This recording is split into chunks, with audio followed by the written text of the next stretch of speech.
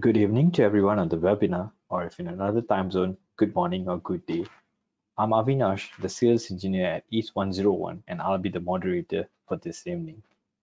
I would like to take this opportunity to welcome members of the Oil and Natural Gas Special Interest Group and all other participants to today's webinar entitled Application of Big Data and Machine Learning in Process Industries by Dr. Zulfan from Petronas Group Technical Solutions. Before I introduce tonight's speaker, just a couple of reminders. We will be having one speaker this evening who will be speaking for about an hour, followed by a 15 minutes question and answer session. The slides may be available after a few weeks once the speaker has given the permission. By default, everyone will be muted as this works better to avoid any noise and interferences. If at any time someone is experiencing difficulties, please check your internet connection. If you have any questions throughout the presentation, please put them in the questions box on the screen and it will be addressed by the presenter at the end of this webinar. Moving on to a brief introduction of our event. The Song Evening Talk is a monthly event that takes place on the last Monday of every month at 6 p.m. Malaysia time. Sponsored by Petronas Group Technical Solutions and organized by East 101, this is our 17th talk for IChemE's Oil and Natural Gas Special Interest Group, also known as SONG. Before the pandemic, we used to hold a physical event at the Kuala Lumpur Twin Towers, but we have now migrated to a full webinar mode. We will be evaluating the possibility of having a physical event depending on the situation and government regulations. You can look forward to an update by the end of August.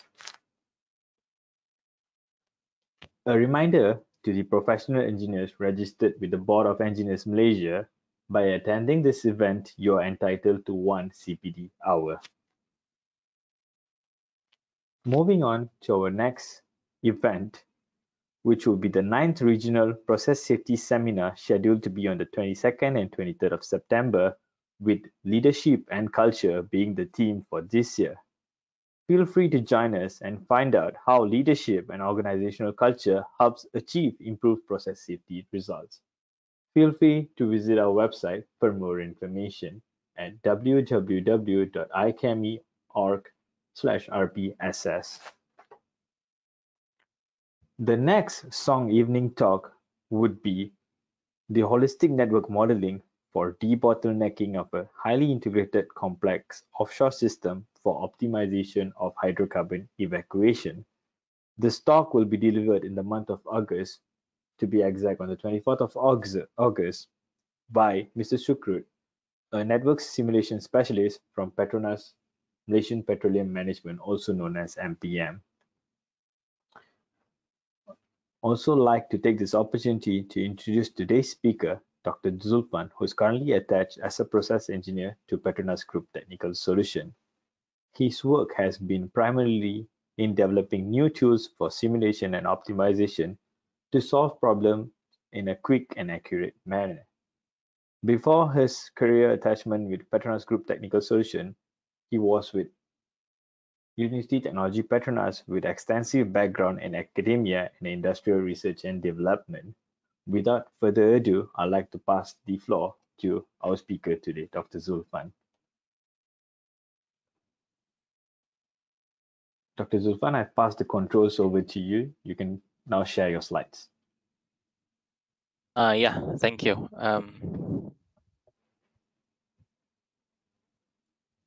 Can you see my screen, Avinash? Yes, that's the correct screen. Okay. Okay. Good evening. Hello, everyone. Good evening in Malaysia, and then maybe a good morning, good afternoon in the other parts of the world. So, thank you for the introduction, Avinash, and then it's my honor to be here talking to you, and I would like to share my own experience in applying data analytics, either it's big data or small data or even no data, and also the machine learning in process industries throughout my career. So And this is not like an exhaustive list or lecture about data analytics or and machine learning. So I'm sure that most of you must have, I mean, more knowledgeable in this regard. So let's have a discussion in this topic, nonetheless. Um, so this was my experience when I started my career, like, I don't know, 12, 13, 14 years ago. So I was in the R&D department of a company in Western Europe. So I found this at the beginning, at the entrance of the building. So it reminded me, and it has been reminding me always, that before we say something or do something, we better stop and thinking, and then show the data, and then we can analyze it better, so that you can have like a correct decision making. Which is a very, I think it's a very appropriate that, I mean, it's a very how to call it, it's a very yeah, accurate representation of a current era that we are living in, where we are bombarded with lots and lots of information and data, and then we even ourselves are drowned in the data, and that we don't know what is happening exactly. These are like these are the outline. This is the outline of my talk. So we'll touch a little bit on data analytics and then the machine learning, and then some of the examples that I myself personally have done in the past. So as Avinash mentioned, that I just joined Petronas early this year. So in this and then before that, I was a lecturer at UTP for the chemical engineering department for like 3.5 years or so. And then before that, I was working with I was working at some chemical companies in Western Europe and also in Asia for the last decade. So either in the R&D department or in the engineering or process engineering department, to be precise. So I'll take this opportunity to share some of these experience regarding the data analytics and machine learning. Just to recap a little bit, that we have been hearing these buzzwords about data science, data scientists, data engineers, and then machine learning, and so on and so forth. So I took this from one of the Udemy course that I've enrolled in. So I think it's mine now. So I just put it on the screen. So so you see here, this is data, and then there's a traditional, and then big data, and then this data science column, and then they have this in business intelligence, traditional method, and machine learning kind of style. So when we can apply this data, it mentioned that you can do this analysis at the beginning of your analysis, and then when you want to do like a business intelligence, it will be then once data has been gathered and organized, and then once we know what the objective is, and then we can then make some predictions via machine learning. So who's doing the data analysis? Basically, it's more like a data architect, data engineer, all of these big data architect, big data engineer. So they are probably people who are like who gather all of this data, and then these analyst consultants, they are now trying to visualize this data in such a way that people in management, they can understand what this is actually. And then we have also that data scientists, data analysts to work further on the data which has been refined, and then further on we have this machine learning engineer. So we have a different kind of some awareness. Like in this case, big data is like has like a 200,000 lines of data. But it also has like it has to have like a variety, variability, velocity, which we will talk a little a bit on. And then we have also like software like Excel or SPSS or some other statistics also or other advanced software. We normally do this like a basic customer data for the traditional, and then for the big data we have the social media, financial trading, and then for the business intelligence we use these information to optimize the pricing, to optimize like our supply chain, inventory. We also do based on the data, and when we develop the model, we can do like forecasting, predictions, and so on and so forth. These are some of the tools that people normally use. We have R, programming language. We have Python. R is more, people use it more on the statistical. Python is like a multi-purpose programming language. Of course, they have also statistical tools in it. We have also MATLAB. We have other kinds of programming software, which I am not aware of because I am basically by training and education is chemical engineer. So many of these things are also new to me, but nonetheless. So why we need this? We need to acquire some data, and we need to store it in digital format. It has to be like well organized, so that we can then later on visualize it in this business intelligence, and then make some models, and then to predict what will happen, and then we can then devise some scenarios, and then we can then make decisions regarding our actions or organizations. Yeah, there are many techniques like data collections, pre-processing of the data, and then the same goes with the big data analysis. And then from here we analyze the data again and make some visual, and then we make a model, and then we make regressions and predictions. So having quickly go the buzzwords. So we now moving on to the data analytics. So I think this picture I took it from the internet. This source. So this picture explains a lot. Like people say, it's one picture speaks thousands of words. So big data, we have lots of data. They come normally. People define them as a volume, variety, and velocity. So it has a huge amount of volume of data. Like we see currently social media, and then we have a variety of data. So it's not only like one type of data. There are lots of types of data, structured, unstructured. Either it's like a nicely aligned or not nicely aligned. And then these data, they come in normal speed. Hence we say it's a velocity. So it comes every second.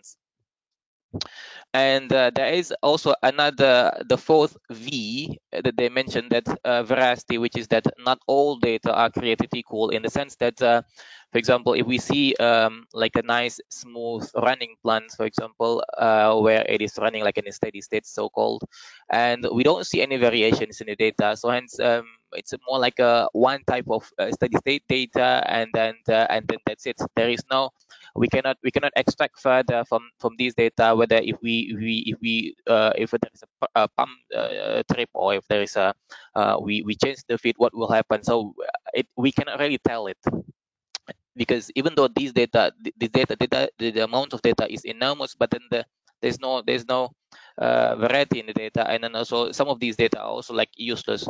And then the analytics, analytics is just to make sure that we have this data, huge, scattered, unorganized. We try to organize the data. We try to how do you call it, makes it much more understandable.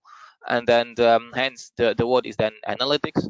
And then from this analytics, then we move forward to make it more like a tangible. So we make models, normally we make predictions, so that we can devise, or we can have our decisions to move forward. So it's much more concrete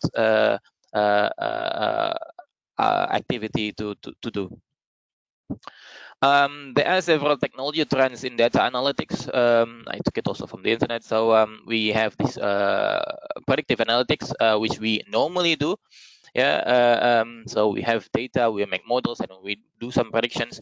We also like augmented data management and analytics, conventional analytics. So it's more like when you, I think among other things, that when we Google something, and when we try to Google something, it gives us some hints on what typically people do or search, right? So there are also like a machine learning, trying to predict what your next step, next word would be.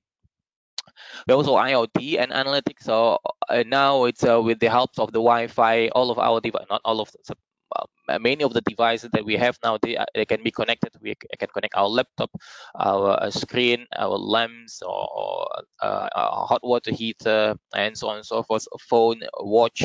So they are all connected with the same Wi-Fi, and then we can also make them communicate with each other through the help of the internet. And then blockchain is about the how do you call it, to make this whole of this information transfer is very how to call it,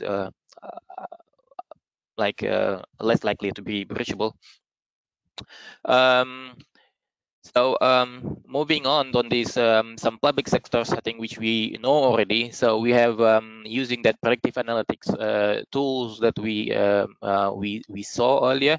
So in the traveling, they can see like they can predict the flight delay or the dynamics of the pricing for the traveling, and then for the marketing, it's very easy predicting the lifetime of the value, and then predicting whether one product is more accepted by the customers or not, or whether if we had this feature, if we have this feature, would it be more delightful by the customers.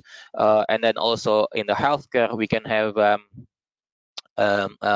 like a better disease predictions. Even then, I think I've read some news that they have developed some tools that they can even predict what kind of disease that a patient has, given some pictures of their scans, for example, and then it can predict as quite accurately compared to like a traditional medical doctor.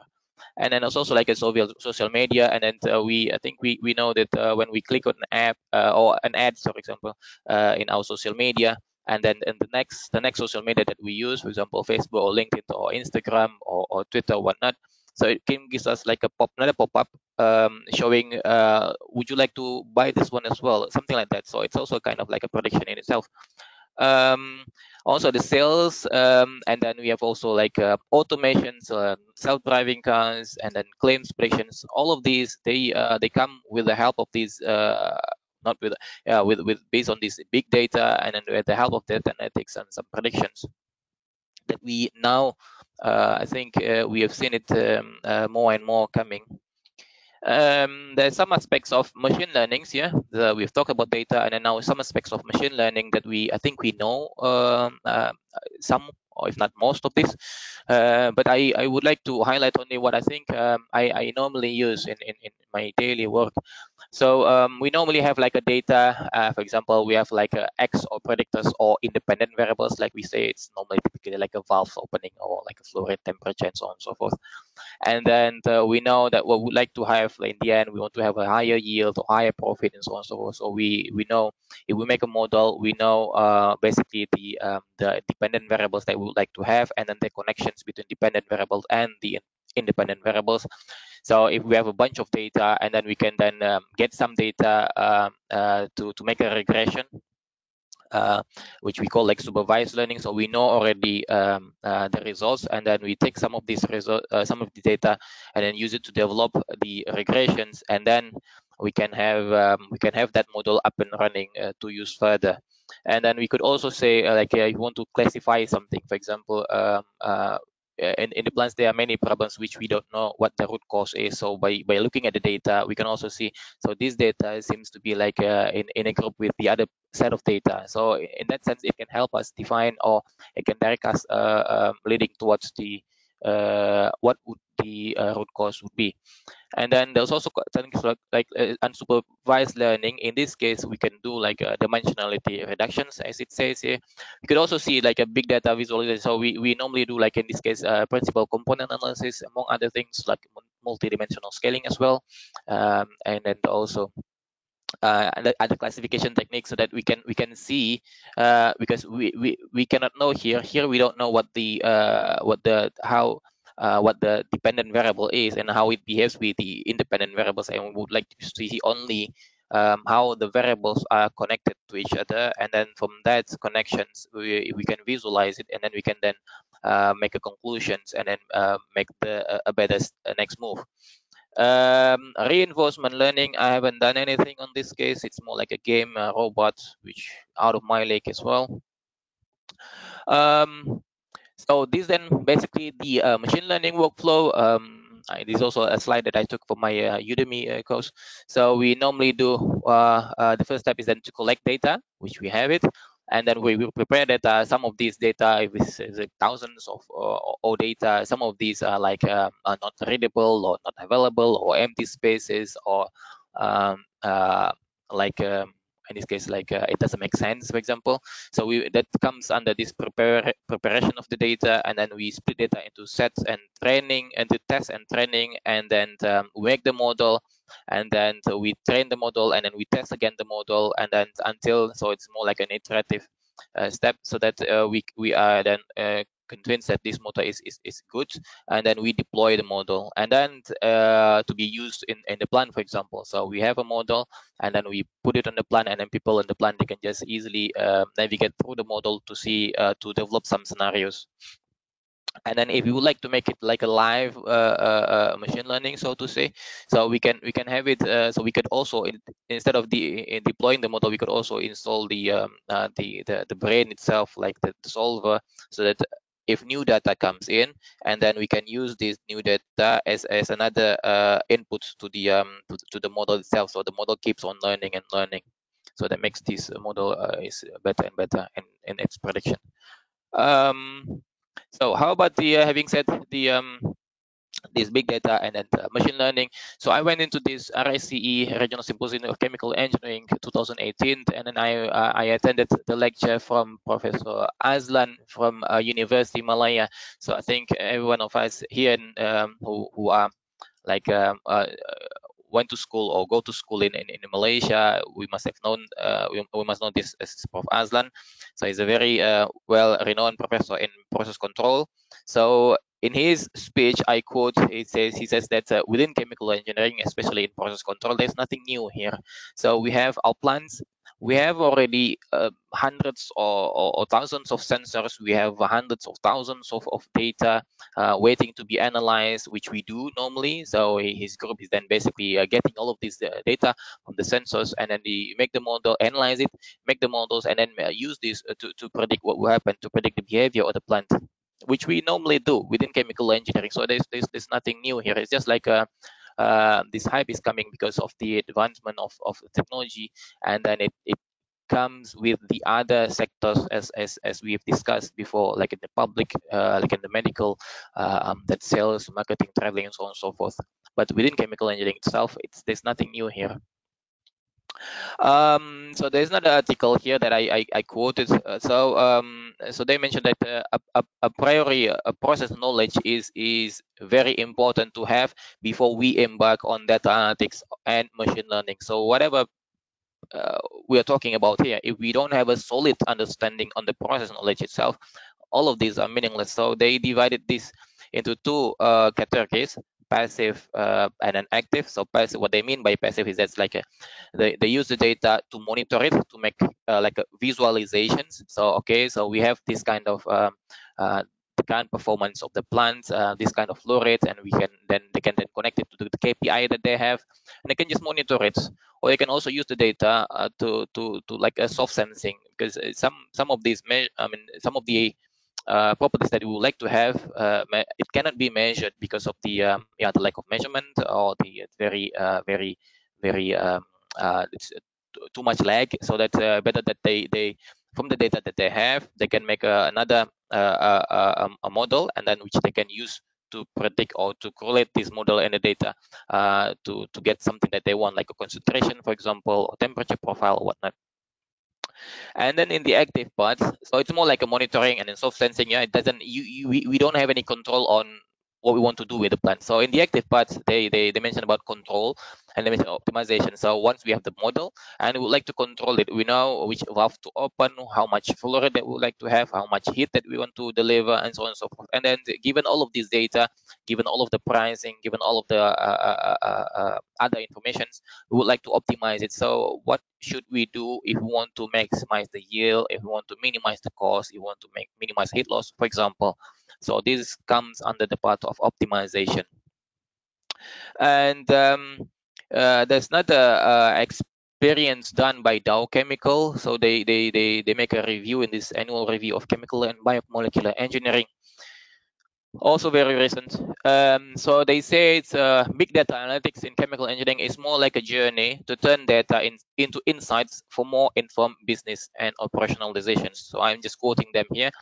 So it's also a journey to use the right data. We have to use the right data with the right tools. Yeah, the right data means we have to prepare the data, we have to make it clean, we have to discuss this, and then we have to consult with people in the experts of the process knowledge itself, using the right tools, and then we use it to make the right decisions in real time.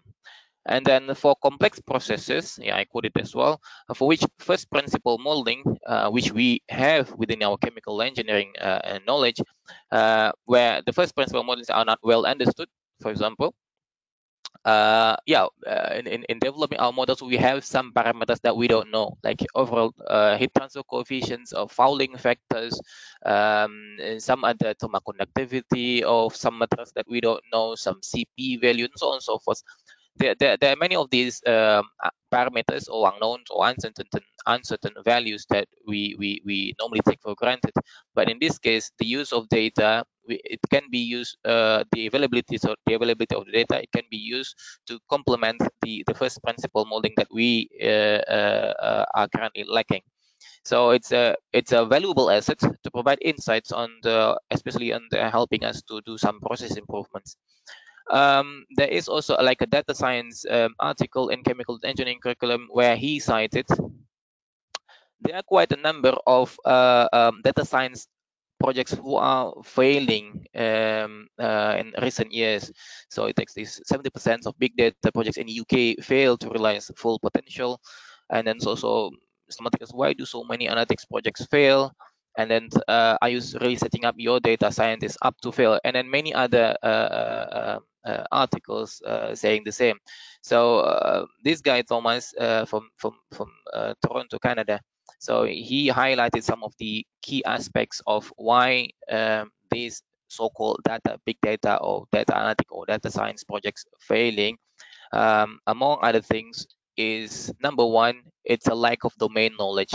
So if it's about process engineering, let's work together with the process engineer people. It's about social media. Let's work with the social media influencer people, so they know their domain much better. And then this data, like we understand it, so it's just like it's a complement to strengthen or to help us better understand what we are dealing with. So lack of domain knowledge is number one reason for failures. Lack of trained workforce, because normally, for example, if a person is trained in one domain knowledge, he is not really trained, or he or she is not really trained on the all of these big data stuff or the statistics, this modeling, and so on and so forth. So it's on one hand we need to have a strong domain knowledge. In another hand, we need to have people with this capability. Yeah. And they don't normally go hand in hand. So hence the people in the academia, they are still thinking on how to incorporate this new set of skills into their own curriculum. It's also like a clear vision of objective, mostly from the organizations, and then data science is being viewed as technical, not a business initiative. And also they do project of data science just for the sake of data science. So just to be on the flow, like, and so we just write on the same wave. So are you doing the process data? Are you? I mean, your colleagues are asking you in different companies, discussing about this data science, and then you can just tap yourself in the shoulder and say, okay, I also do that, like data science. But what we do in this case, since we have like a limited knowledge on what we are doing, it's more like we just do without really understanding it. So it's doing this data science project simply for the sake of data science. And it's also like to failure to organize for big data. It's more like an organization. So we need to have like a systematic, a good system in your organization, so that we have this data science project, and then coupled with this our domain knowledge, so that we can have a better understanding or a better preparation on how to embark on these data related or these machine learning related projects. Yeah, this is like a resistant to change. Whether we like it or not, this whole Wi-Fi, internet connections, IoT, data, machine learning, they are here to stay. So whether we like it or not, we have to we have to adapt ourselves. So the question is then, are we there yet? So if we look at this, I think all of us know this. So this is Tony Stark with his very fancy and very intelligent computer system, helping him to to destroy enemies, basically. So if we see him, I mean, if we see his action in Avengers, so well, our minds, I mean, unconsciously will think like, well, this is the big data, or this is the machine learning, so this is the artificial intelligence that we were going to be. But are we here yet? Or I don't know. Yeah. So I think in this case, if you ask me these questions, are we there yet or are we here yet? I would say no. Yeah, because we don't have Jarvis to do this job to help us. We don't have Friday, and we also we don't have Edith. This is the last one. It was then used by Spider-Man in Spider-Man Far From Home. So see now I'm Avenger fans. So instead of asking this Friday or Edith to do the calculations like this in this Avenger Endgame, so Tony Stark just asked this Friday to do some calculations. So he just say, okay, I want to do this and this. Friday I want to do this and this, and then run the simulations. So and then Friday will then Friday at the time help him and then make the model instantaneously and then run the simulation instantaneously and then get the solutions at that time. The same way with the edits. So since we don't have it, so what should we do? So this is me, or you, or all of us. So with a thick black coffee next to us, and then we do this programming. All of things we do it ourselves. Yeah, we have the data, we have the domain knowledge, we have some skills. We have Google as well to find to help us finding what we would like to what we like to how we would like to do it. For example, I would like to do this, and then just Google for ourselves, and then Google will then come with a bunch of ways of how to do it, and then it's just with the it depends on the how do you call it, how familiar we are, how familiar us being familiar with the tools, and then we can then need to how do you call it, make a compromise between what we find in Google search and then what we can use actually in our daily work. So here within well, within GTS or in my previous work, we normally using this. We have like a big data, or we have like experimental data, so to say, and we have like in this case a symmetry or symmetry icon, or there's also like other process simulation software which we use normally to generate data to as a digital twin as well. Yeah, either it's in steady state simulation or in dynamic simulations. So experiments, data, available of data in the internet, and then the process simulations, all of these serves as the source of data that we are going to work with. And then from these data, we also use like some statistical software, Excel or whatnot. And this I just put like typical statistical software that companies embarking on Lean Six Sigma projects, they are normally using either Minitab or JMP. And then we have also like typical programming language R and Python, two of the how do you call it? Yeah, two of the most famous programming languages used nowadays. Let's move on to the examples that I've done in the data analytics in process industry. Obviously, without the help of Jarvis or Edith, so I have to do it. Yeah, we have to do it ourselves, right? Basically, just like the picture that I've shown you before. Um, so just to take simple examples, yeah, we normally have a bunch of data, and then we normally like make these like basic descriptions of the data where we can have the maximum, and then the quartile, median, the 25% quartile, and then we have the summary statistics like a mean, median, standard deviations, and so on and so forth. We make also like the box plots, for example. So if we have like a this then the lower end, this is then the 25th percentile, 50 percentile, which is the median, and then the diamond itself, if you see this diamond, is the mean value, is then the 50 percentile, and this is then the 75 percentile, and then this is then basically the higher end, which is normally calculated as like 1/2 of this, the length of this, 1/2 of this length of this. Yeah, typically. So in here we have a bunch of variables, so we can see what can we see here. So we can see like the spread of the data, for example. Yeah, so if these 50% of the data are located here, and then if we want to compare this data with this data, or this data, for example, 50% of the data is within this narrower range, so we can see the spread of this data. This is much more spread compared to this variable.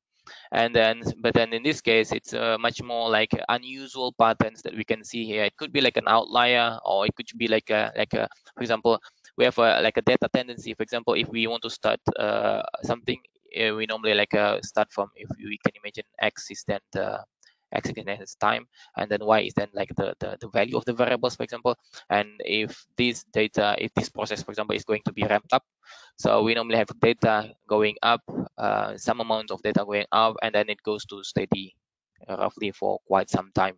So it's basically what I would expect for this kind of data. But if we have, what if we have a bunch of data is up there, so it's the other way around, so we have this going down pattern, and it will just stay there for some reasons, yeah. And then we could also see the spread of data, as I know, as we have seen it as well. So there are many things that we can see from this basic simple data descriptions, basically. And we could also relate these some of the independent variables with the dependent variables. There are many things that we can talk only based on these box plots. Some simple diagnostic from the data. So assume that I have this kind of the original data with 1, 2, 3, 4, 5, 6, 7 variables, and then I put them on the same scale of the box plots to see the variability. And we can see, while all of these 5 data, they are like very narrow, have a very narrow range, but these two seems to be very how do you call it, it's very wide. So what happens, because it's basically from the same process, so we wouldn't expect it to be that wide, the variations for these two variables. So we plotted this in a different way, like in a time sequence. So we have these time steps, and then we have this y-axis as the variable, and then we can see, if we see that here, the orange one is basically the pressure of a vacuum column. And we can see it's not, typically it's about close to 20 I think in this case kilopascal. And then there are some region where it's 0, or it's even like higher than these numbers. Yeah, it was above these 200 values, 200 kilopascals. So like we have one sessions, and then some of these, and then there's also one region of here. So there are several regions where the pressure of the vacuum columns are not at where it's supposed to be, so to say. And then we found this trend, and then we discussed with our process expert, and then he mentioned that okay, during this period, because we know the timing, so indeed there was this maintenance, so there was this overhaul. We make the plant shut down. So from this graph, we plot it in a different graph, and then we discuss with the subject matter experts, and then we can then get another informations that there is some problems in this area, which we cannot use them, you cannot use this data within these problematic regions to move further in our modeling, for example. So we remove all of this problematic data, and then we ended up with quite like the same level of so to say spread of data, apart from, except from this, but this is already like quite narrow compared to the previous ones. So we also use like one example is then this multidimensional scaling. So for example, if we have some basic idea is then we have the name of the cities, and then we have the locations of the cities related to each other. So using this multidimensional scaling tool, we can then map it, and then if you see all of these cities, all of these cities, because the only data that we have is only their locations relative to each other. So by using this tool, we can map it, and we can see a map of Europe, right? So we don't need to see, we don't need to have the map in front of us. We only need to have this data, and then we use this tool, and then it gives us this map of Europe. So we can see we have the Stockholm somewhere here in the north, and then we have this, obviously Netherlands, Belgium, and France are close together, and then now south we have this Italy, and then we have this Greek. So it can help in a way. So we use the same. So we put all of this data together, and then we can see these CCS and then this wax content, so to say, they are very much different from the other of the variables. And if I remove this, and then I end up only in this part, so this then the zooming in. So I have this kind of zoomed in data, and then we can see some of the data are scattered over here, while these two are very much away from each other. So if I remove that, and then I'm zooming in this region, so I can get this kind of stuff. So you can see that in this case, for example, the steam ejector and then the vacuum pressure, they are apart from each other. So it can, well, based on our first principle knowledge, we can know, right? I mean, the more steam that we put into our ejector, the more vacuum it creates. So hence they have like a more or less like a, how do you call it,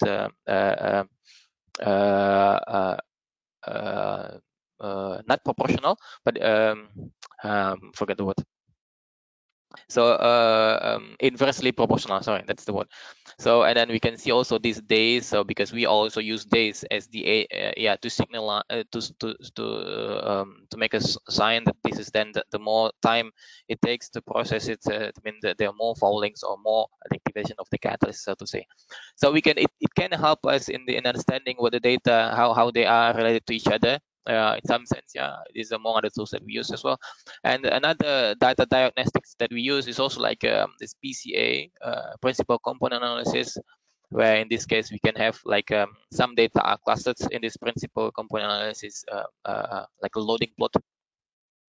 So we can say that these variables and that variables, they are inversely proportional to each other. So if these numbers are high, this number should go down, or if this number is high, these numbers are low. So they are strongly and inversely proportional to each other.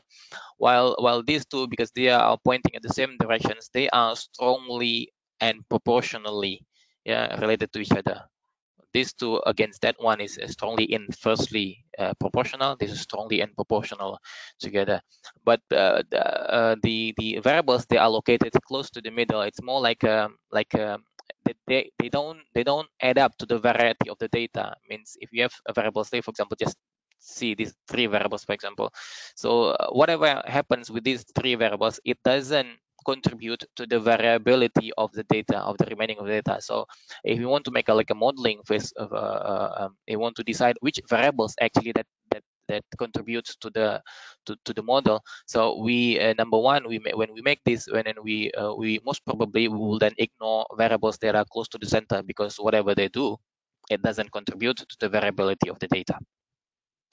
And then these variables, it must have, for example, if we put this as a y variables and then this is x variables, so constants of these variables have to be like a negative or inverse, yeah, because they are inversely proportional. But then if you see this, if one is then the y variable, the other one is then the x variables, so this constant value for this variable should be a positive one, or it should be like a proportionally related. So that kind of insights we can obtain from this data diagnostic. We also see that we put all of this data together. You can see that there are three regions. So regions number 1, 2, and number 3. And then if I plot the data, the same data in terms of time, for example, we can see that this on the red axis is more pronounced. So we can see that all of these plus signs, they are in the data region number 2. So these are number 2, and then all of these diamonds, they are number 3, which is this diamonds number 3, and then these circles, they are here on the outer or the upper part of the data number 1, and like some of the data number 2 and number 2 and number 3. Yeah, so this number 1, we can see that it's kind of like outlier or something must have happened, but then there is a clear demarcation between region number 2 and region number 3, which is this number 2 and then number 3. So something must have happened, which in this case, yes, they changed the catalyst.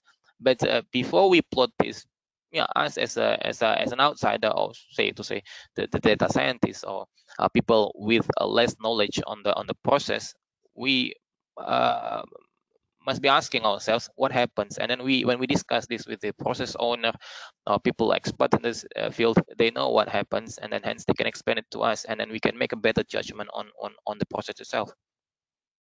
So these are the things that I normally do for the evaluating the data and how to prepare the data.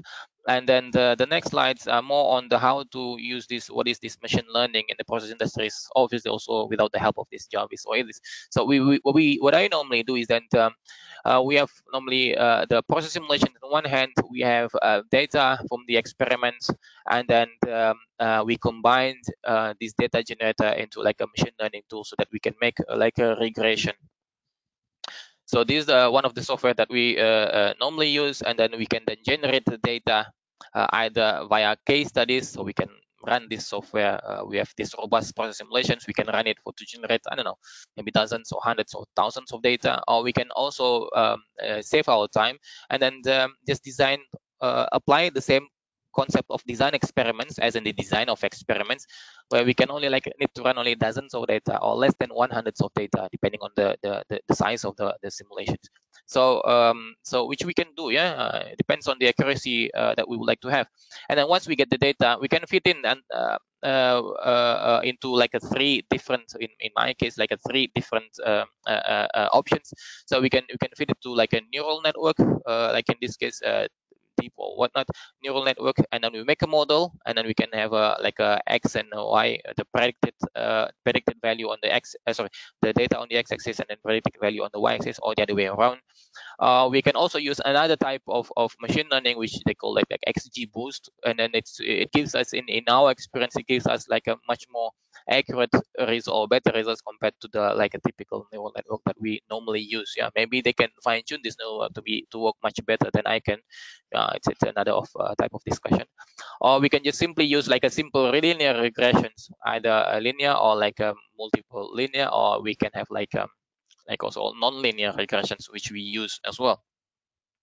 And then if we zoom in, I mean, further down here, once we generate the data, we make the models, and then we use this model normally to run a much more complicated task, like if you want to do like a multi-objective optimization, for example. Yeah, in this is one of the our latest work on the biorefinery and refinery integration, where we make a model on the bio and refinery, and then from this model we take into account like different objectives. In this case, we the 3P, people, planet, profit, to account for the sustainability pillars, and then we, for each case, we can then calculate what is then the safety feature, the profitability, and then also the environmental, like a global warming potential, or CO2 or LCA. So we can then make a calculations or using this data or this model to the endpoint that we would like to have, this 3P. And then we run several cases, and then we use this data to make further machine learning for regressions. And then from here, because these three, we normally want to maximize profit, want to minimize the environmental impact, we want to minimize the hazard, or we want to maximize the safety. So one is to maximize, minimize.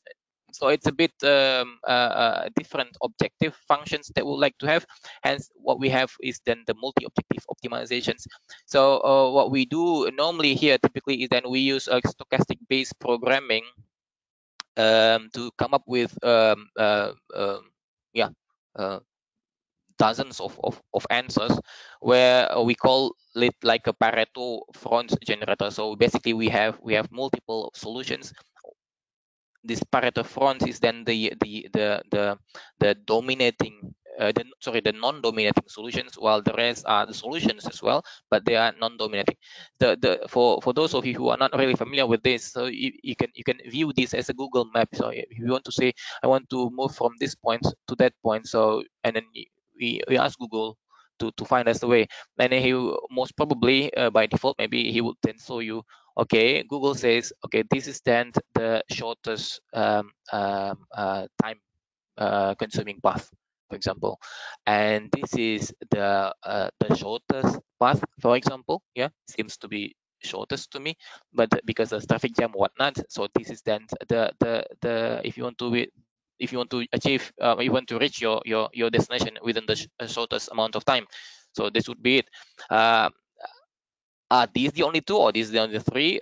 Well, there are many. You can go from here and then move there, and then take another bridge over here, and then you can also from here to there and then take another there. So there are many solutions, but this 1, 2, 3 solutions is the solutions on the Pareto front. So they are not dominated. One solutions over here, for example, they are the shortest, but not they are the shortest path, but not with the shortest time. But this is maybe the shortest time, but not with the shortest path. But all of these are the other solutions that you can go around. Yeah, they are solutions, but they're not the optimum solution, so to say. They are not on the Pareto front. So that's basically so. But then this within this Pareto front, there are plenty of solutions. For example, you have 3 solutions in this case. So what would you do? So in this case, we couple this. We work together with the Professor Rangaya from NUS, and then he developed this Excel based tool there are several multi-decision making tools, Topsys, I think LeanMap is so among other things which we use. And then given our priority, for example, if you want to use like the shortest cost, the shortest time, and then it can then in this case it's very easy, yeah. But if you have hundreds of or dozens of solutions, it's not that easy or visible to see, and then hence we use this tool.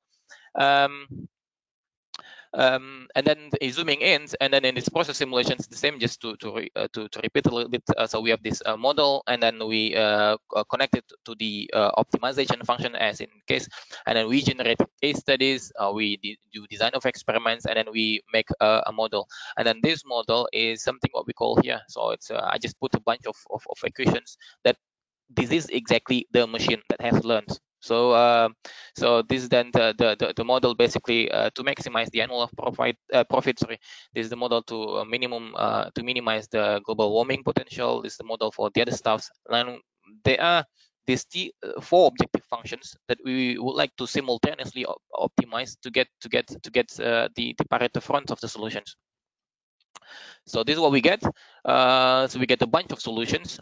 And then if we use out of these many multi-decision making criteria, if we select Topsys as a tool to select for us. So we say, well, basically we can dig deeper into each of these solutions, and then we can see the feature. For example, this is then the shortest path, this is then the quickest return on investment, this is then the safest one, and so on and so forth. And then this is then the one solution based on this Topsys algorithm to show, okay, if you only need to have one solution according to this methodology or algorithm, these are our solutions. But if you would like to have several solutions, which we would like to evaluate manually, because now we have out of these hundreds or thousands of solutions, we may have like a dozens, like maybe 5, 10 or something solutions, which we can then manually or present it to the management, and we give them options, and then they can then weigh the options based on their feeling or judgment to make a better decisions. So in other stuff, looking at my with the same methodology, we when I was at the UTP, so we did also a kind of a design project or a final year project, and then this was the case, existing case of an existing. This was an existing plant case. So AGRU. So the question was that is the current AGRU is an acid gas removal unit, is the current AGRU case benchmark performance valid, and then where is then the bottleneck for the efficiency? That was the case. That was the question that popped up to one of the students, and then we brought this case back and then use it as the final year research project. And then we have the data, so the students then handle data, and then we make some predictions to evaluate. So that we can then make a better predictions. We can see the correlations between one variables to the other variables, and then at the same time we also use icon or symmetry or a process simulation software to model the AGRU itself, and then try to make whether this results is consistent with this data. And then we have the current benchmark, which is in this the darker dots, and then we make some case studies, vary some of the variables, and then we see the performance. Where is then the current performance of the plants compared to the theoretical value, for example? And then we can see there are some variables that we can improve, and then some bottlenecks here and there. And then if we do so, we can have like a reduced cost, for example. So this is one case, so where we combine this data analytic and then with the machine learning and then the process simulations to evaluate this AGIU. And then also another case, we combine process simulations and then machine learning and then to do the multi-objective optimization for this when we compare. Say for example, we have to have we have this H2S rich gas at which capacities and H2S concentrations that one process is better than the others in terms of profit, environmental, and safety. So we have the same 3Ps sustainability pillar to compare with, and then we compare like a typical wet gas sulfuric acid process from halotopso and then like a conventional closed process, and then we generate some cases, and then so we make a model, and then we run like thousands of thousands of simulation runs so that we can make this kind of plots so that we can see which process for a capacity and then for a concentration, which process give us the better profit. Yeah, so this process gives us a better profit compared to this process. Yeah, I mean within this range, the one process is better than the other process, but then at this range of operations, capacity and concentrations, this process B, for example, is better than process A. The same goes with the safety. So in this safety, for example, one process is much more likely to explode, explodes here, compared to the other process. So that process is only has a higher safety risk in this region and that region and this region. So yeah, and so on and so forth. So that from this map we can see at which concentrations of H2S at which capacity that we can then use this map to select which process should we invest our money. There's another work that we do also in the refinery and biorefinery integration problem. So we have done experiments to generate our own bio oils, and then we take informations on the literature regarding on how to remove the oxygen from this bio oil, and then we then can further feed it to existing FCC or hydrocracking vessels in the refineries. So the data that we have, and then we make we develop some like a reactor model, and then with the existing reactor models from process simulations, we then feed in this data and then see what happens, and then we make a kind of like a so-called machine learning or regression, so to say, and then where we want to maximize the profit. So since there are a number of cases, and then we see in some of these process simulations they cannot do a huge amount of cases, so we better then make the machine and then write the code ourselves in GAMS, and then ask the GAMS to maximize to get the variables that can maximize the profit, for example, so that we can have the integrated biorefinery and refinery as we wanted. So these are some cases, and then there are many of our works also utilizing the same methodology, and there are many more. So if you I mean if you go through the internet, I would also, if you like to see some more sophisticated research group, you can go to Carnegie Mellon University, where they have this Center for Advanced Process Decision Making. So what they utilize also the same methodology as we do. So well, for the record, we did this independently, even though they've published this much earlier, but nonetheless, so they have like a process simulations, and they have in all of these process simulations based on the first principle modeling, as we know it, and then they run case study, they develop data, and then they generate model. So block one, this block one, block two, block three, so they generate model, and then from this model they have their own algorithm, they have their own hence from this algorithm they make their own software, and then from this model they will then make the optimization works much better compared to using like a conventional process simulator, where the model can crash or the model cannot find the results. So you can go to the website to see what they are doing, and then how big the group is, and then so one of the questions that keep being asked to me then is, are we in the future going to be replaced by these so-called robot or Jarvis or Friday or whatnot to do our jobs? Basically, all of these tools are just like when we flip through the slides, it's just like these are like gadgets, tools. They are there, available, and then we humans, we use our own brains to use it for our own for our own good sake. So I don't know if you know about this. So here in Malaysia, this movie Agent Ali is very quite famous, and this is then the mother of that Agent Ali. She was one of the best agent in that organizations, and she was also one of the very brilliant scientists working there. So she developed the tools based on her yeah, technical skills, so that can help the agents work much more efficiently and effectively in fighting the crimes, for example. So she says that yeah, these all are just gadgets, and then we need to use them wisely using our own supercomputer, which is then our brain. Yeah. So last slide is then take home message to all of us: strengthen our domain knowledge as indicated before, and then adapt to technologies and try to improve ourselves. And then we have to start small and continuously. So with this, I think I've completed my, yeah, exactly like 1 hour, I think. Yeah, Avinash. So if you have any further questions, yeah, I mean, we can ask, yeah, we can discuss, and then if I know or if I can respond to it, and then I will respond. If not, then yeah, it's a matter of discussions anyway. Thank you. Thank you, Dr. Zulfan, for finishing precisely in an hour.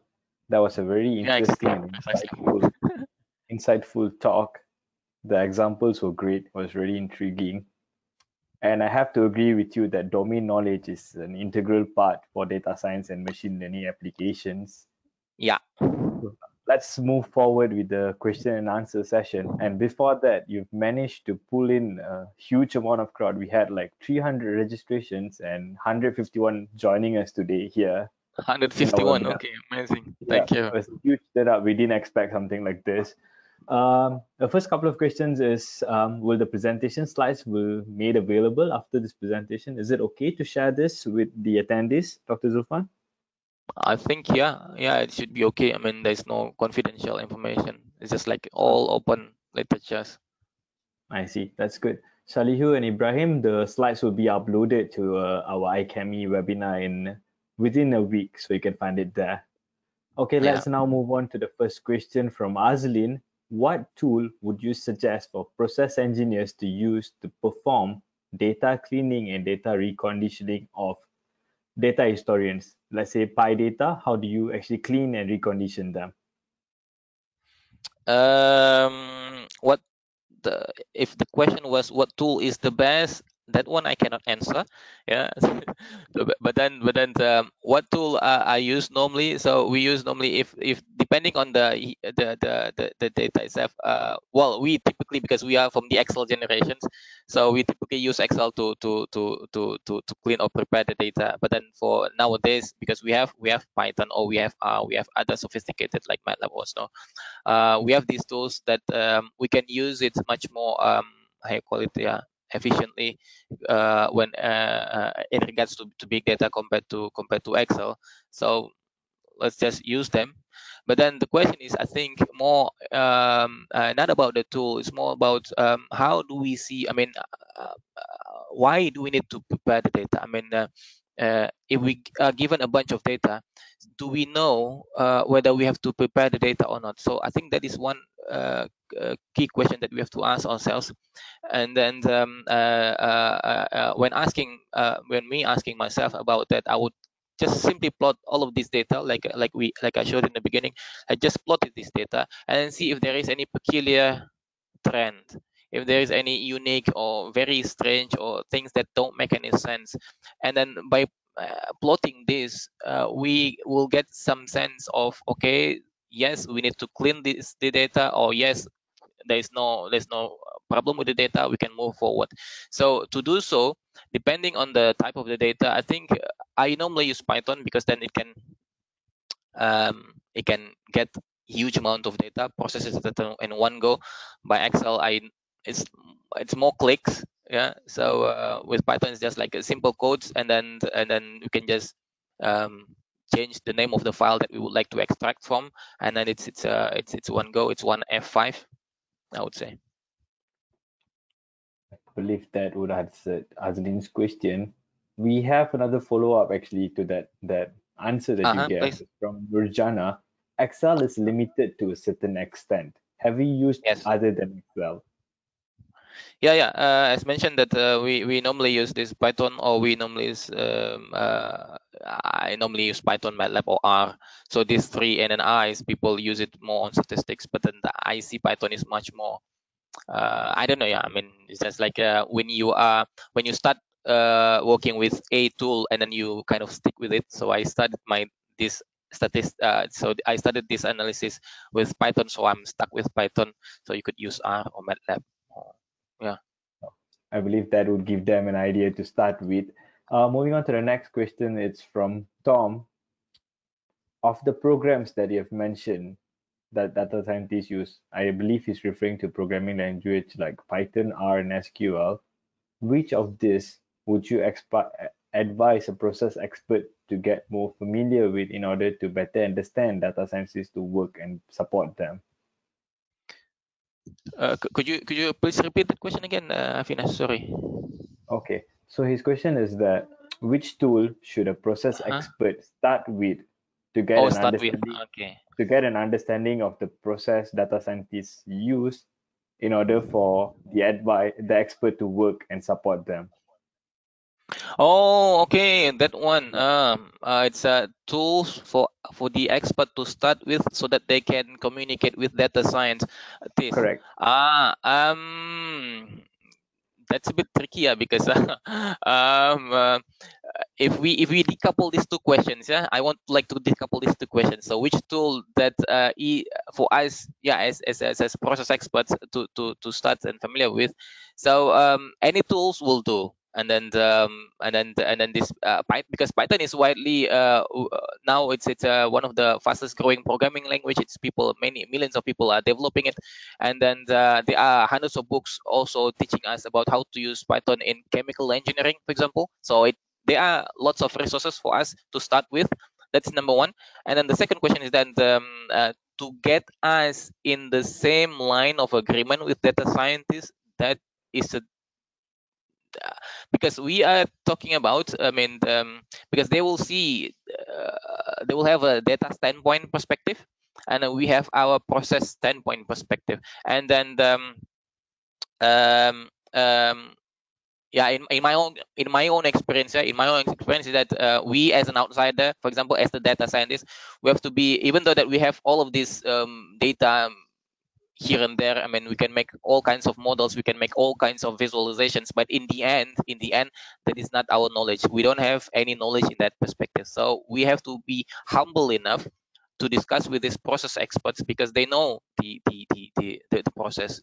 So these two, they have to come together, and also the process expert as well, because of their experience. We cannot say that okay, I have the knowledge, you young guys, you don't know anything, you just come with a bunch of data and a bunch of plots, which makes no sense. So it also doesn't work that way. So both of these two parties, they have to come together in all of humility, yeah, so that one party, they have their own skills on the data analytics and data science. One party comes with the process knowledge and also a little bit of data science, so that they can come together and then make some, how do you call it, an honest discussions, yeah. So regarding the tools, it's like what I've mentioned, this Python and stuff. uh, for those of us who are like already educated in the I don't know 90s, 80s, 2000s, early 2000s, we are already familiar with some of these programming, some of these tools like MATLAB or Excel. And then Python is much more Python and R. They are much more like MATLAB in a sense, but just needs a little bit more coding, because in MATLAB they have toolbox and stuff. But then Excel is much more raw, and yeah, I think Python should do it. Yeah, I mean, but it's more on the content. Avinas, I would say it's not on the tools. It's more on the content, on what we can bring on the table for the discussion. It's not about the tools. Let this young scientists, data scientists, use their tools, but then the content is what matters. I believe here the end goal and the objective matters the most in helping you decide the Yeah, tool yeah, true, and true, bridging true. the communication between the experts and the data scientists. Yeah, thank you. Correct. Okay, great. Let's move on to the next question. We have a question from Mark. What methods do you use to handle process with large lag time delays?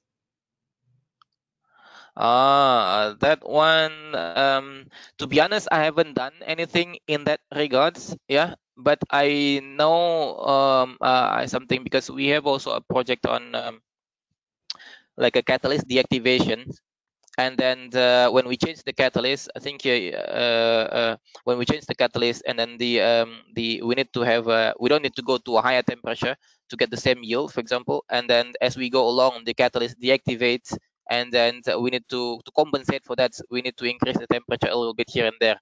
So some people suggested me to look into this, what they call as long short-term memory neural network, or LSTM. It may be helpful for you, but in my experience, I haven't done so. So I'm just trying to study this topic a little bit more deeper, and then maybe later on, yeah, maybe if when I apply this concept later on in the future and into my own problem, and then if it works, and then I will let you know. Sounds good. I believe Mark would be following up on you with that. I think he can contact you through your email there if you have Yeah, something to yes, discuss yeah, further. I am a contact there. Yeah. Yep. Okay, we have another question as well from Mark. He is asking if we can apply any machine learning algorithms on control systems. Yeah, any machine learning algorithms, as I have to be very careful here because my machine learning control algorithms is limited. You must have like a much more wider perspective than I do. But then when you say any, I'm not really sure. But then if I to the best of my knowledge, and also when listening to Prof. Aslan's lecture when he showcased his works on the process control and stuff, so he indeed used this typical neural network, feed forward neural network, and also he used also like a deep neural network to get more nodes in between, or hidden layers. Hidden layers in between. So he typically used this I would say conventional neural network. I came across an article, I think last few weeks or last few months. I came across an article where they have like a bunch of, I mean, it's a long list of neural network algorithm where they yeah, I mean, I don't even know how they are being used. Yeah, I mean, but in my case, we normally use this simple like a conventional neural network.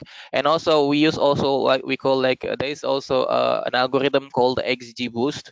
So this algorithm, apparently it is a new algorithm. So the people have been using this algorithm as well, and then many of them, they won this Kaggle competition of data science modeling. So they use XGBoost, and then I've shown a slide where we, with the same data, I modeled the data using this one, using the typical machine learning, the typical neural network with some hidden layers and nodes, and then another one with this XGBoost, and then I can testify that the results predicted by the XGBoost is much more accurate compared to the one predicted by this the neural network that I used. But that is only the neural network that I used. There are also many other neural networks that other people used with much more expertise than what I can deliver at a time. So yeah, XGBoost is then what you can use as an alternative. Great. Thank you for that.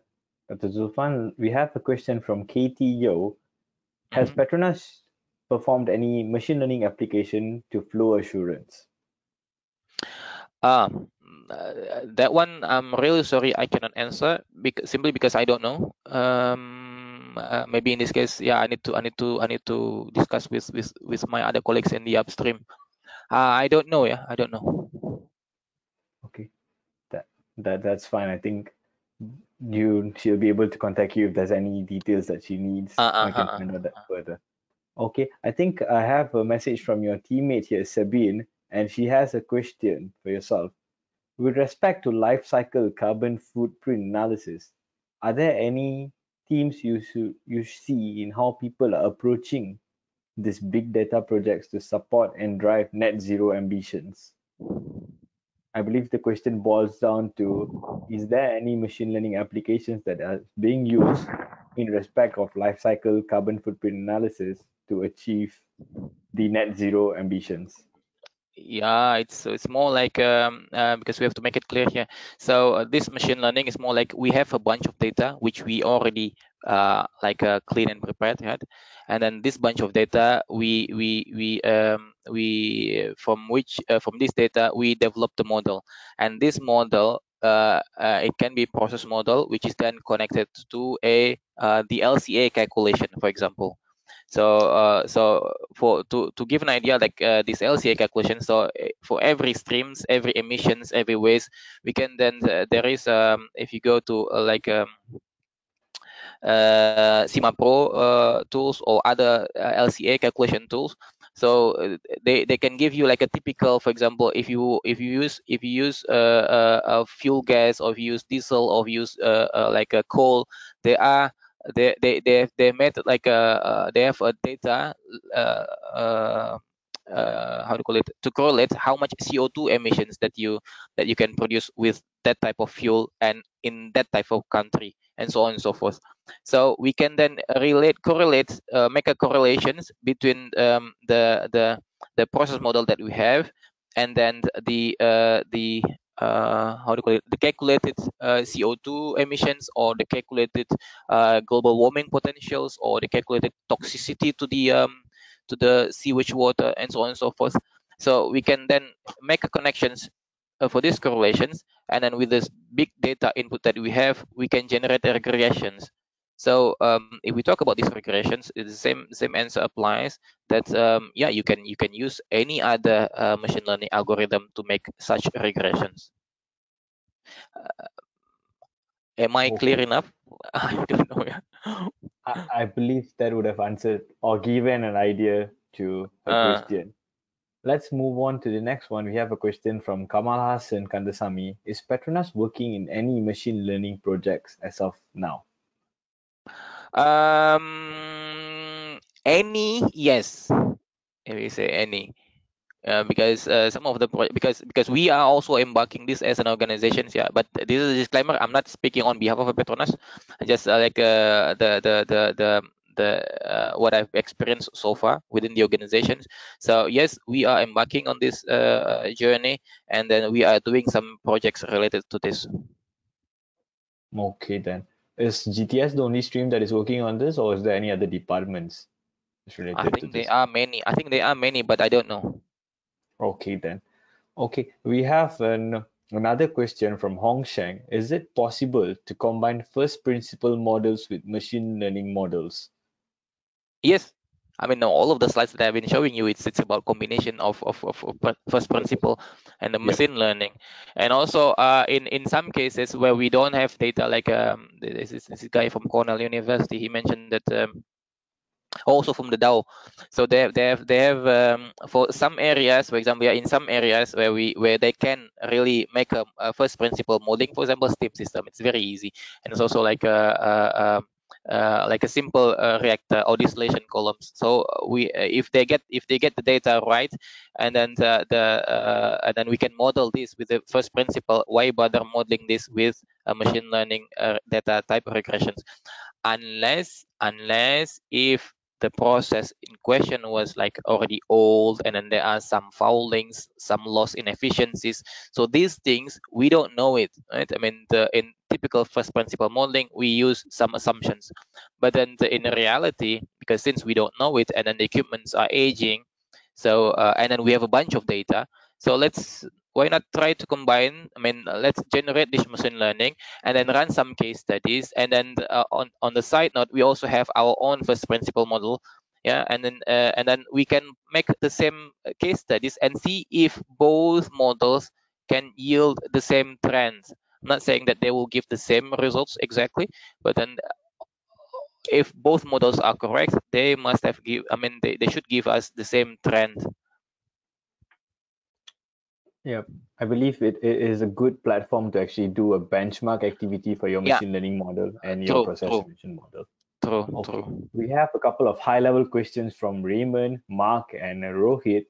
So No. I'll drill this down to three questions. The first one is for process engineers with interest in this area, where do we start to learn or gain knowledge in data science? Where we start, I would say I am a person who, I mean, I think it's learning by doing is the best, and then so we have to do it. But then where we start, in my experience, I started this journey like, it's not that it's not that at the time I knew that this was the big data or the machine learning, so to say.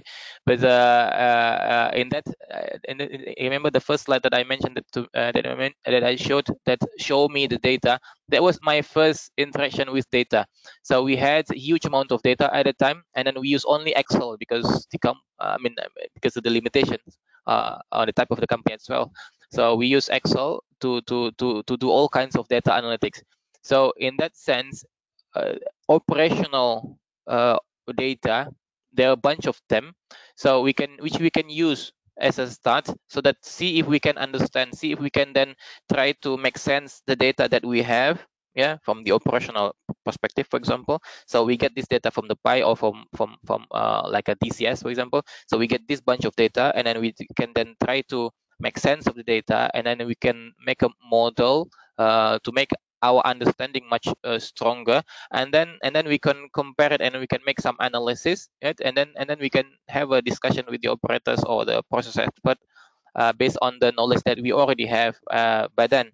So I would say I would start like that, because that's how I did it. So we take data from, I don't know, from experiments, or from the operating control room, for example. So because they have lots of data, and then we as we go along, we learn statistics, and then we learn how to analyze the data. We learn how to model it, and then we compare it with our first principle modeling, and then we make a discussion. So it's a journey. So this is a skill that is acquired not in days or weeks or months, it's in years. But then the more we do it, the better we are at it, I guess. Not I guess, it should it is. Um, yeah, that's I it. believe I finished. I believe you've given them a directional approach on where they should start, and I have a follow-up Uh, question from Rohit. If you have any recommendation for any online platforms to start with. online for to start with learning, yeah. Yep, correct. I think, yeah. So yeah, and the current generations, we are the Google or YouTuber generations, I guess. Yeah, most of us who are living in this age. Um, I normally they are in my case, yeah, in my case, there are several platforms that I normally use. Number one is Google. So for example, yeah, I want to do, PCA in Python. I will just Google this, how to do PCA in Python. That's it. So I would Google it, and then I would normally come across a website called like towards data science, or mastering in machine learning. Those kinds of sites I normally go into, and then some YouTube videos. There's a bunch of them, but I normally go for like the shortest ones to build up some fundamentals. And then for the online courses, like I have this Udemy course. Uh, I am following some Udemy courses on data analytics as well. And some of my friends I know, they have this. I think I don't know if you know this Andrew Ng, if I can pronounce his name correctly. So he was like a Stanford professor or something. So he was like one of the Google Brain research fellow or something. So he has this Coursera for data science, which has already like close to 4 million students, yeah, following his course. And then his course was like, according to them, yeah, according to my friends, they say it's a very nice course, very extensive, and very nice to follow, very useful. So you can go to that as well. um, um, and then most importantly is not getting the sources, is how to apply the knowledge right there and then. Yeah, it's not like, okay, I watched this or I passed this, I got my certificate, and then that's it. No, it's we get a problem. If we don't get a problem, we get a problem. Yeah, if you don't have it, get it. Get a problem to work with, and then Google some stuff on how to solve that particular problem, and then try to do it. Yeah, either you do it at your spare time or weekend or during your working hours, because if it's related to the work hours. So do it, and then while we do this, we are learning it on the way. So that's how I normally do it. Yep, I think that's a very good answer. Getting a problem and then using Google and YouTube to help you solve the problem would Yeah, be the key to start on your data yeah, science journey.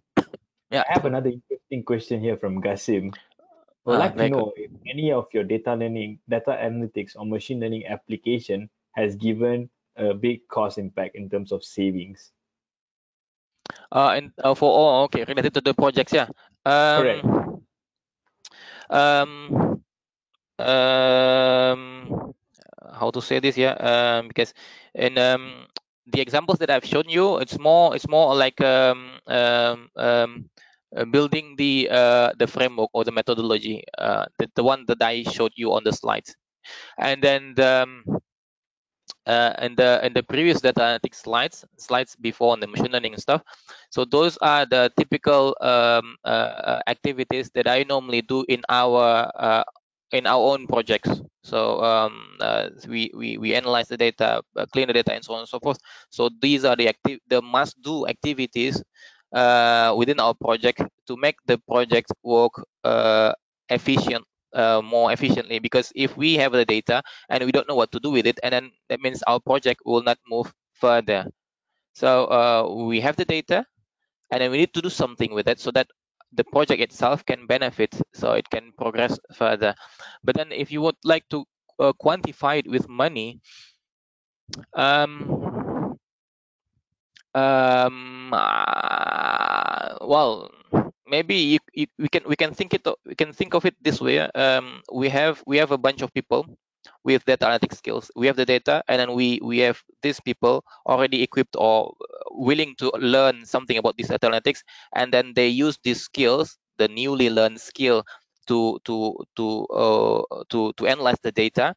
And then by doing so, it helps them completing or progressing the project forward.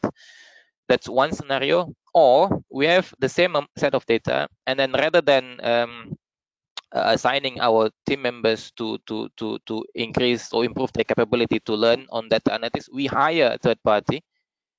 Yeah, and then this third party will charge us some amount of money, and then they will do the analysis. They will do something maybe much more sophisticated than our own team members can do. Yeah, which obviously the case. And then but it will then cost us some money, and then they give us all of these analysis and so on and so forth. But then when we question this analysis, normally, because if we give this to the third party, for example, they have a strict deliverables. So we will do this for you, this and this and this and this, and then that's it. So if we later on, when we get the results, and then we think, we scratch our heads, so it cannot be the case. For example, it cannot be that this reflux ratio goes to negative, or this temperature goes to above 1000 degree, of this vacuum pressure goes to 500 kilopascals. It's I mean, it doesn't make sense. But then if we want to go back to these data scientist people and then asking them the questions, and they will charge us more money, right? So instead of getting back and forth like that, it's better that, for me, in my opinion, so it's better that investing in our own people, and then they when we have problems, and then they grow their knowledge and they grow their expertise, and we have a problem, we can always come back to them, which we typically do within internal of the companies. So with that, the company grows, this capability within the company grows, and then we can save some money. But to really quantify how much, we have to make a case study. Okay. I think I don't know, yeah, man. Maybe it's too vague, or Now, I believe that that would suffice. We have three more questions. The first one would be from George. With the Mhm. issues that arise from machine learning techniques, how do you usually deal with black box nature of an neural network model for use in industry, and how would you advise on tackling these issues? This the same. If we have the privilege of having the first principle model next to us, it will be much more beneficial, so that we can then compare the black box model with the first principle model. But if we don't have, in some cases which we don't have or we cannot do so because of too complicated, for example, we can have our common sense as a process engineer. So once one of my teachers in the past, so he was like a control expert at DSM. So he once told me a very profound advice. He told me that Zulfan, if you like to make a model, you have to make sure that your mental model is right. So what he means by mental model is that we have to have our own expectations of what the model should give us. Yeah, we have to have a feeling on the process itself. So that's then the process knowledge. So once we have the feeling on the process itself, for example, and then we can then evaluate whether this black box model is telling us the truth or not. Because if we don't have such a process model in our in the back of our head, and it's very difficult for us then to evaluate whether this black box model is telling us the truth or not. Yes, this is not a skill that we can gain. I mean, it is not a skill that a fresh graduate can obtain within 1 or first or two. I would say for the first 5 years they will not have this kind of feelings, and then further on they will then can improve.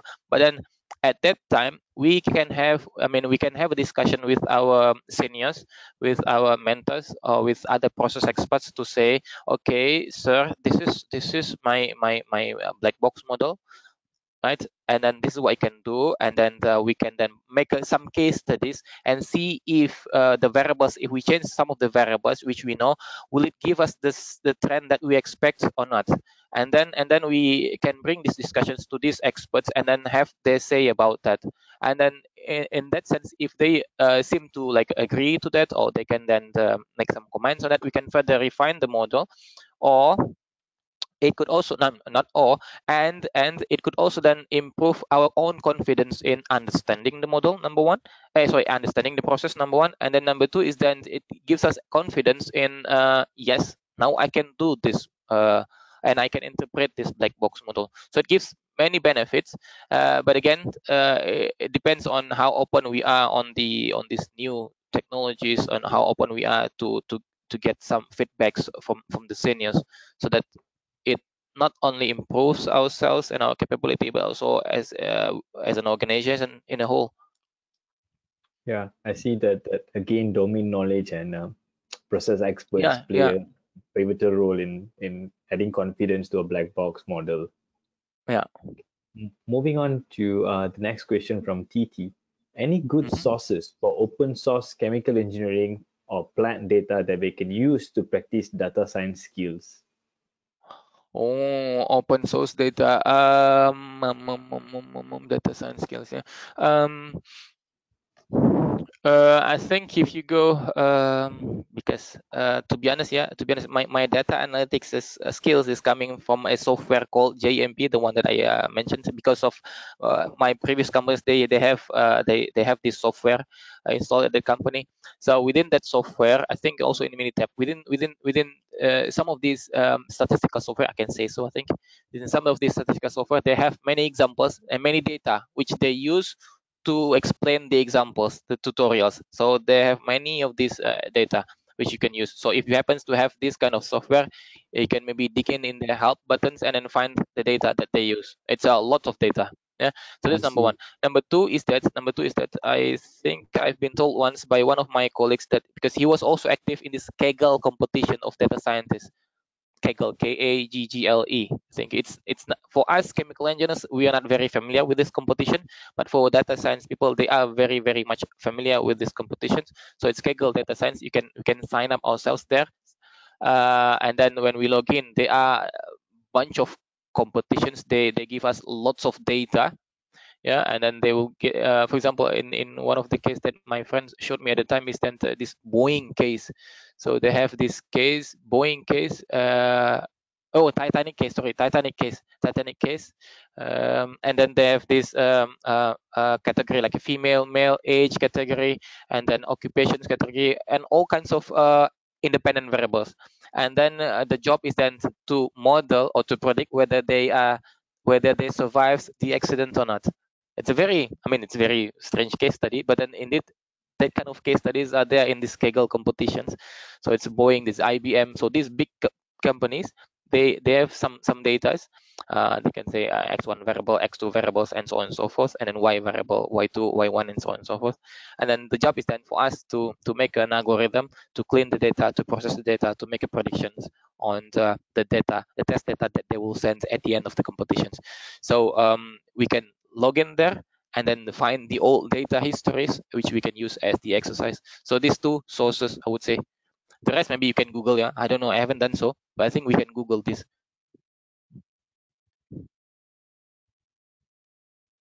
I believe that would have given him a good point to start. He can look at statistical tools and also some competitions in the past to Yeah, start this with. Kegel competition. Yeah. Yep, So we yep, yep, that sounds good. Let's take one last question as we have already been running out of time, and I believe you would have okay. been tired speaking for an hour. So we have Uh, one last question from Salihu. Which uh-huh. numerical method can you use to model a process with data that is not uniform? Say it again. Which model? Which numerical method can Oh, you which use to numerical model method? a process with data that is not uniform in an ascending or descending order? I believe it's like a scattered data, and what numerical method that you can use. To model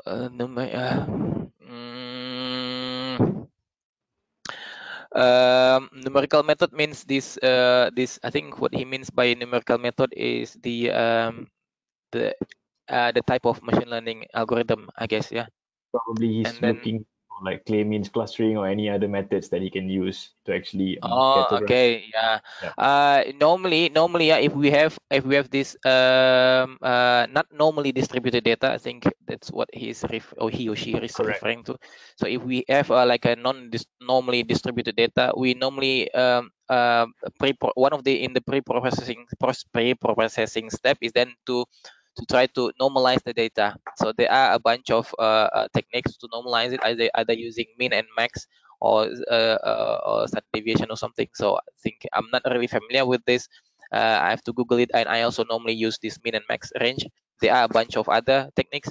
So we try to normalize it, and then based on this normalized data, we make the regressions, and then or we make the model, so to say, and then the predicted results are obviously the normalized data. So we need then to translate these normalized results into the original number.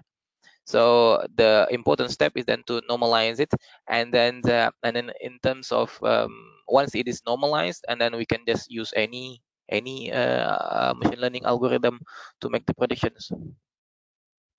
That sounds about great. I think Salihu would have gotten its insights from you. I believe Mm. that marks the end of our question and answer session. Thank you so much for presenting this insightful talk to us, Dr. Zulfan. It was an honor having you here. What we'll Thank you, normally do is Avinash. give you a token of appreciation, but since we're not meeting, I'll get it over to your office. It's just a certificate of participation from us in IChemE. Okay. Yeah, thank you. Thank you. Thanks, Thank you to Avinash. all the participants for joining us today. Looking forward to see you guys in our next presentation on the 24th of August. Thank you, everyone. Take care and stay safe, stay healthy. Yeah, thank you. Bye bye. Thank you. Bye bye. Have a good day.